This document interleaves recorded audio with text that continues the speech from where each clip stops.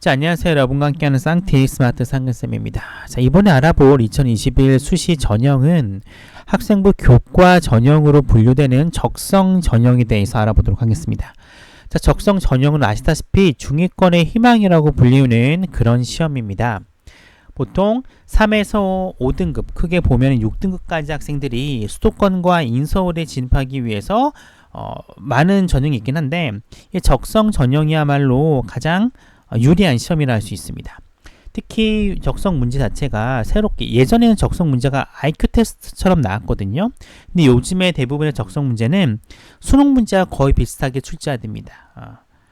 특히 시험 범위 자체가 EBS 연계 교재에서 많이 나오기 때문에 정시를 준비하는 친구들이 같이 공부하기에 크게 부담이 없는 시험입니다.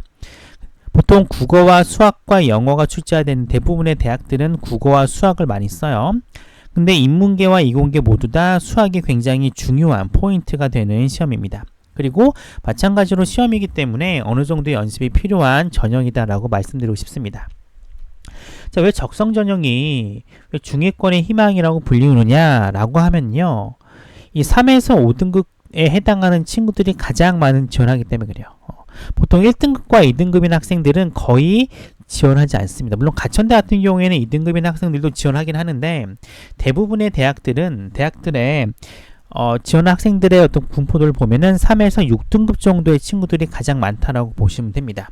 가장 최상위권 학과인 1등급과 최상권 등급인 1, 2등급 학생들은 거의 지원하지 않기 때문에 3등급인 학생들 같은 경우에는 내신에 대한 감정의 부담이 거의 없어요.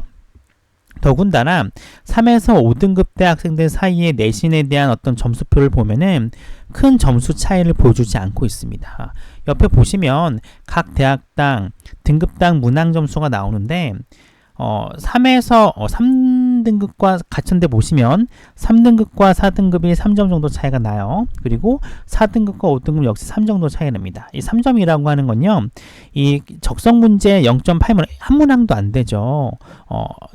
또 되지 않은 차이를 보입니다. 즉 무슨 얘기냐, 3등급인 학생과 5등급인 학생이 만약에 경쟁을 했을 때 5등급인 학생이 3등급인 학생을 이기기 위해서는 두 문항을 더 맞추면 된다는 얘기입니다.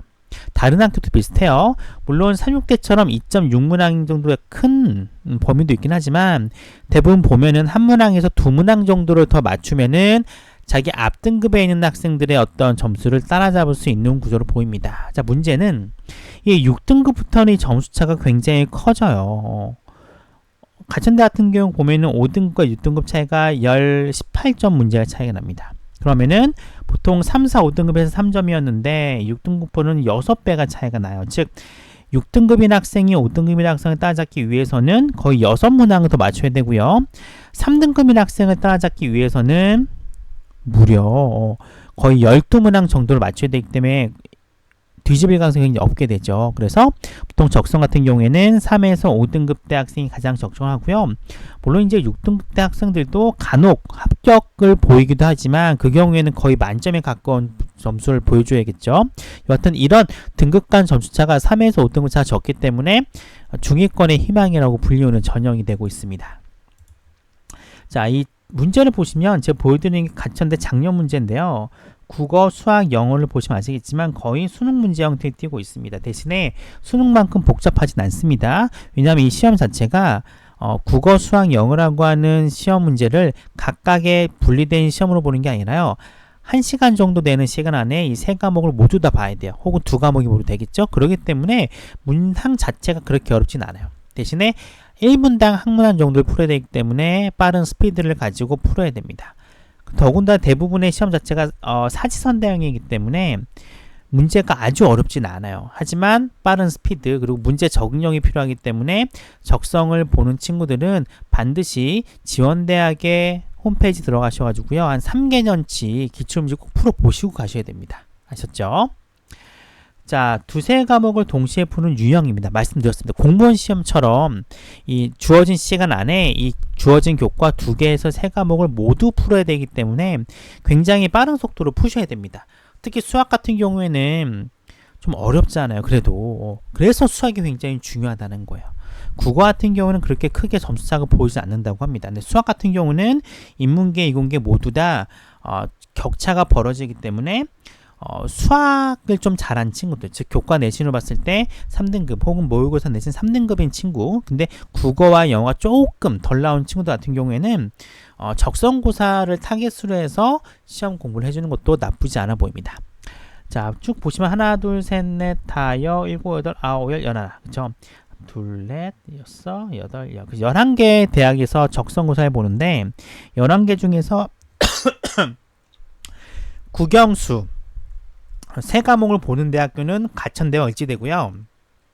영어를 보는 대학교는 가천대와 고려대 세종캠퍼스, 을지대 정도만 영어를 봐요.